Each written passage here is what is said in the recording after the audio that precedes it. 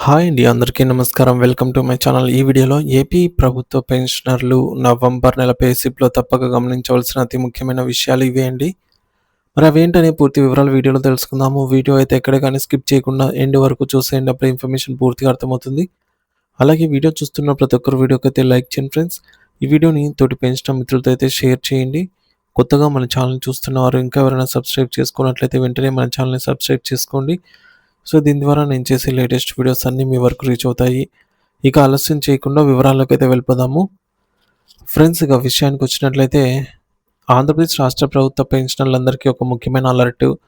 November నెల సంబంధించినటువంటి pay slip, pension payment slip ఇప్పుడు సీఎఫ్ఎంఎస్ పోర్టల్‌లో జనరేట్ అయ్యాయి. ఈ రోజు నుంచి అవైలబుల్‌లో ఉన్నాయి.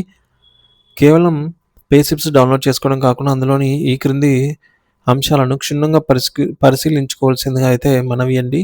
అవేంటంటే మొదటగా వ్యక్తిగత వివరాలను సరిచూసుకోవాలి. సో, ముందుగా మీ యొక్క పే స్లిప్ డౌన్‌లోడ్ చేసుకోగానే అందులో మీ పేరు, మీ జీవిత భాగస్వామి పేరు మరియు మీ పుట్టిన తేదీ ఇవన్నీ సరిగ్గా ఉన్నాయో లేదో చెక్ చేసుకోండి. భవిష్యత్తులో ఫ్యామిలీ పెన్షన్ సమస్యలు రాకుండా ఉండాలంటే ఈ వివరాలు తప్పనిసరిగా ఖచ్చితంగా ఉండటం అవసరము. రెండోది additional quantum of pension payment status అన్నమాట. అంటే వయసు రీత్యా పెరిగే additional quantum of pension AQP సరిగ్గా యాడ్ అయ్యిందో లేదో గమనించండి.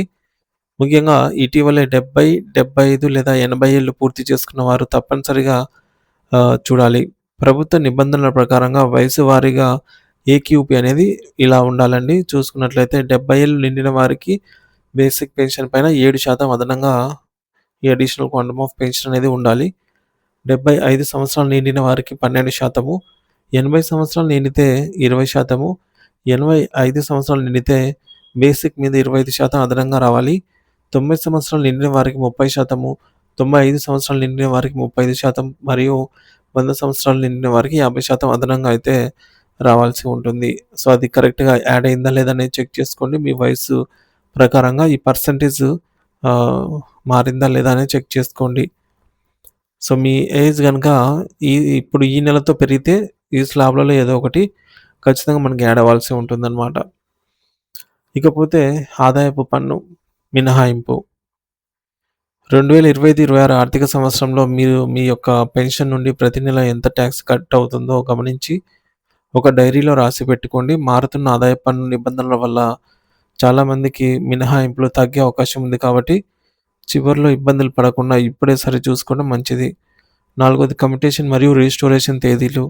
మీరు రిటైర్ అయినప్పుడు తీసుకున్న కమ్యుటేషన్ అమౌంట్ ఎప్పుడు చెల్లించబడుతుంది?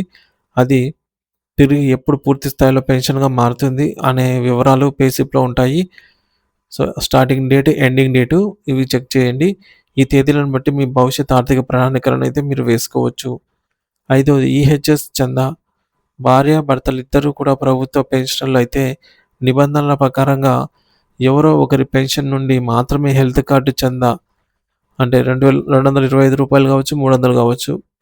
సో, ఒకరికి మాత్రమే కట్ అవ్వాలి. సో, ఇద్దరి దగ్గర కట్ అవుతుంటే వెంటనే సరిచేయించుకోవాలి. అలాగే ఈ మేరకు స్లిప్‌లో చూపించినట్టుగా 300కు బదులు 225 కట్ అవుతుంటే కూడా గమనించండి. ఇక ఆరోది కరువు భత్యం డీఆర్. మీ యొక్క పే స్లిప్‌లో చూపిన బేసిక్ పెన్షన్ ఆధారంగా 2022 పీఆర్సీ ప్రకారం సరైన డీఆర్ శాతం వేయబడిందో లేదో చూడండి. ఏదైనా రివైజ్డ్ ఫిక్సేషన్ జరిగిన వారికి బేసిక్ మారుతుంది కాబట్టి దానికి తగ్గట్టు డీఆర్ వచ్చిందో లేదో సరిచూసుకోవాలి. ఇక ఏడవది ట్రెజరీ వివరాలు. మీ పెన్షన్ ఏ ట్రెజరీ ద్వారా వస్తుందో ఆ ఎస్టీఓ యొక్క డీడీఓ కోడ్ మరియు టీఏఎన్ నెంబర్ పే స్లిప్‌లో సరిగ్గా ముద్రించబడిందో లేదో గమనించండి. ఇక ఉత్తర ప్రత్యుత్తరాలకు ఇది చాలా ముఖ్యము. ఏమైనా ఒకవేళ మీరు ఇప్పటివరకు చూసినటువంటి డీటెయిల్స్‌లో ఏమైనా మీ యొక్క పే స్లిప్‌లో మార్పులు గాని, లోపాలు గాని ఉన్నట్లయితే ఏం చేయాలనేది చూద్దాము. సో, పైన తెలిపిన వివరాల్లో అడిషనల్ క్వాంటమ్ ఆఫ్ పెన్షన్ గాని, టాక్స్ గాని, ఈహెచ్ఎస్ గాని, డీఆర్ గాని తదితర ఏవైనా సరే తేడాలు లేదా తప్పులు గమనించినట్లయితే మీరు ఏమాత్రం ఆలస్యం చేయకుండా సంబంధిత ట్రెజరీ అధికారికి రాతపూర్వకంగా ఫిర్యాదు చేసి సరిచేయించుకోండి. ప్రభుత్వానికి పెన్షనర్ల విజ్ఞప్తులు మరియు పెండింగ్ సమస్యలు.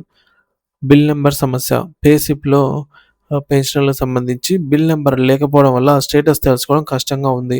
సో, వెంటనే బిల్ నంబర్‌లను ఉద్యోగులతో పాటు పెన్షనర్‌లకి కూడా వారి యొక్క పే స్లిప్‌లో పొందుపరచాలని అయితే డిమాండ్ చేస్తున్నారు.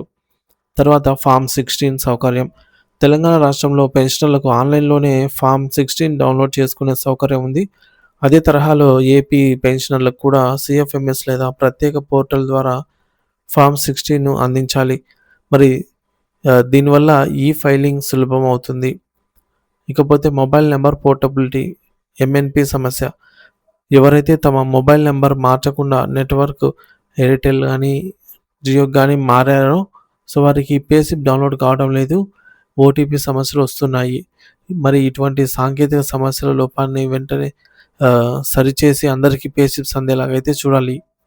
ఇక పాత పెన్షన్ విధానం పునరుద్ధరణ. సీఎఫ్ఎంఎస్‌లో గతంలో ఉన్నట్టుగా బెనిఫిషరీ అకౌంట్ స్టేట్మెంట్ బీఏఎస్‌ను తిరిగి అందుబాటులోకి తేవాలి. ప్రతి పెన్షనర్ కూడా ఈ విషయాలు గమనించి తమ రికార్డులను భద్రపరచుకోవాల్సిందిగా ఆశిస్తున్నాము. సో ఫ్రెండ్స్, ఇది ఇప్పటివరకు ఉన్న తాజా సమాచారము. బిల్లులలో కదలికను బట్టి ఎప్పటికప్పుడు తాజా సమాచారం మన ఛానల్ ద్వారా అందిస్తూనే ఉంటాను. సో ఇంకా ఎవరైనా మన ఛానల్ సబ్స్క్రైబ్ చేసుకోకపోతే వెంటనే సబ్స్క్రైబ్ చేసుకొని అప్డేట్స్ అయితే ఫాలో అవుతుండండి. Thank you for watching this video. Pay slip అయితే అందుబాటులో ఉంది. పెన్షనర్స్ డౌన్లోడ్ చేసుకోండి.